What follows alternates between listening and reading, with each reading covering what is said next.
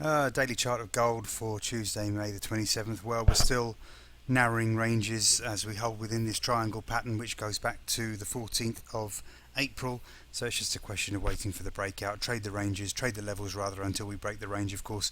The most important level within the trend lines is this 100 and 200 day moving average around the 1296, 1297 area. Break above the 1300 would be positive, but I would like to see it clear 1307 really to confirm a breakout. We've got to be careful of some false breakouts. The downtrend, the lower trend line comes in around the mid 80s, 1286. We start breaking below 1283. That should confirm a break of the lower trend line, but if possible, might even be worth waiting for a breakout on a closing basis, because you do tend to get false breaks on these things as we near the narrowing part of the triangle formation.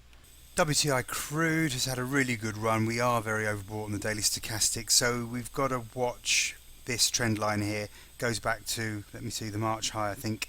March high at 105.22 on the 3rd of March.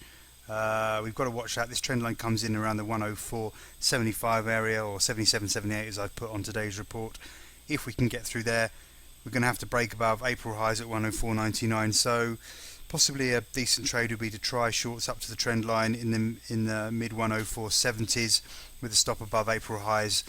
Stop above 105.00 might be a decent trade to try this week, because we are looking a little bit overdone.